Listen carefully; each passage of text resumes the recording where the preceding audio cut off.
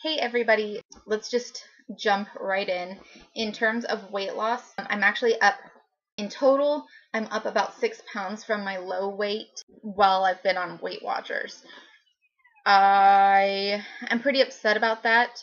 That sucks majorly, but I just haven't had a chance to lose the weight since I started injectables, and I've gained a little bit of weight with each injectable IUI progesterone cycle.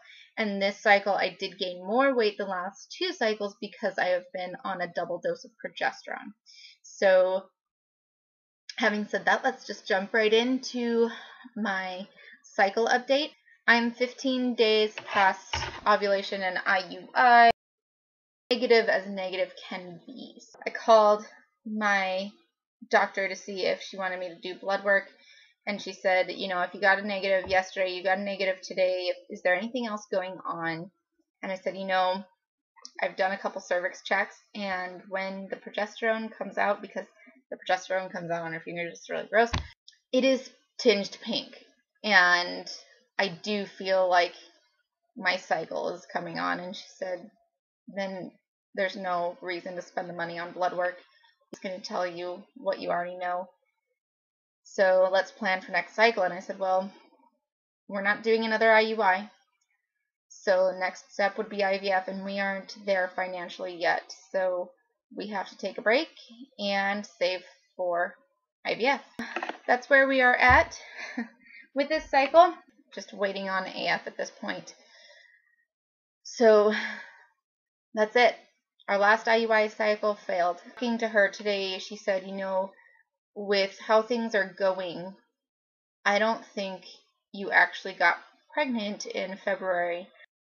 She thinks it was just an EVAP line.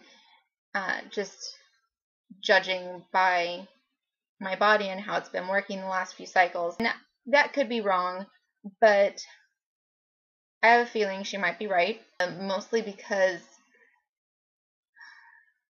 with the past few cycles, the things I've been feeling are possible pregnancy symptoms, but it's all been the same, and none of them have even come close to being positive, which is pretty devastating because that means I have not actually got pregnant at all in the 2-year stretch that we have been trying consistently. And I haven't actually gotten pregnant in the 3 years that we have tried all together because we took a break. So the only time we have been pregnant, it was a total fluke, and it ended in miscarriage. She said, you know, when you haven't been able to achieve a pregnancy at all in more than 2 years, that's when they start considering you not able to actually get pregnant on your own, at least. We haven't been able to get pregnant with help. It's definitely hard to swallow that pill. Here we are staring IVF in the face, and you would think it would be easier for me to handle staring IVF in the face, seeing as I just have always kind of had a gut feeling since we started trying again that our journey would lead us to IVF. My grandma was staying with us this weekend, and when I got that BFN yesterday, honestly, this is where it gets hard for me. So yeah, here comes the emotional part. I went out and sat in my car anyway because I just needed to get out of the house. It was like 6 in the morning. Nobody was up. The animals weren't even up. So there was no reason to need to escape, but I felt like I was drowning. I just needed to leave for a few minutes. And I sat in my car for like 15 minutes. I felt like I couldn't breathe, and it was just agony. But at the same time, I felt completely numb. It is the hardest feeling to explain to anybody, especially if you haven't been there. It felt like every bit of me had exploded, but was being contained. Like every shattered bit of me is being contained in a bag of skin, and yet feeling like I couldn't feel anything at all is just the strangest feeling in the world. It's completely contradictory, and it's just very, very odd. Yeah, it's not any easier even having thought that our journey would get us to IVF from the get-go. We are not financially able to jump right into IVF.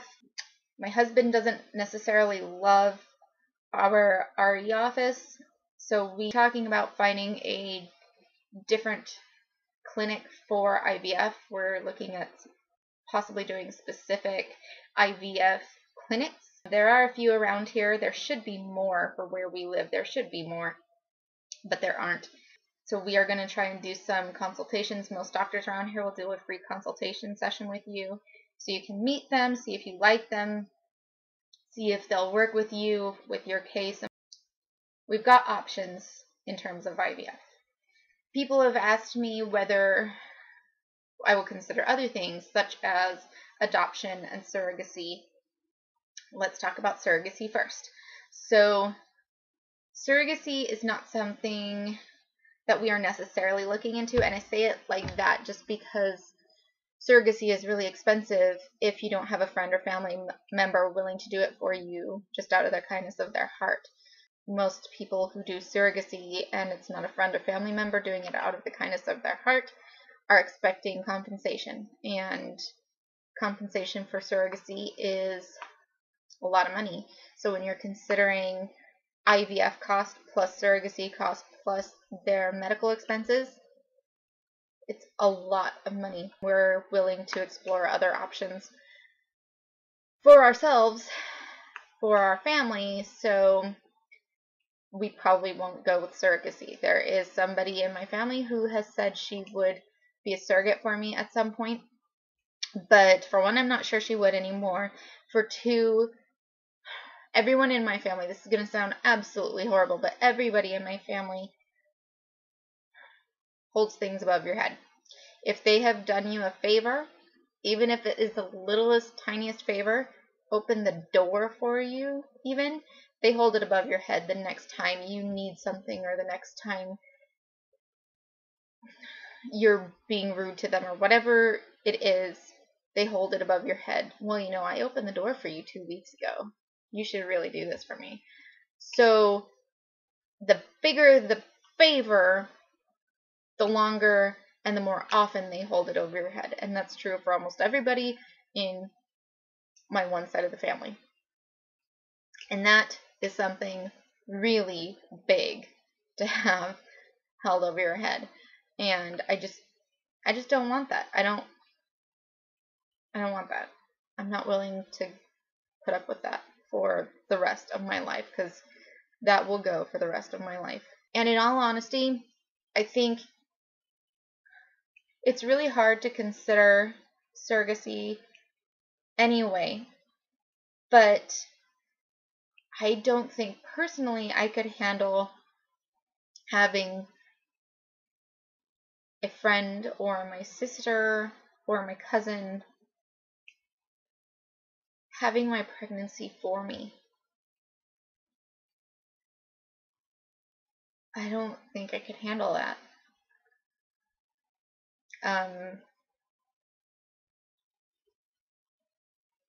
That would be really hard to see them constantly knowing that's my baby in their belly.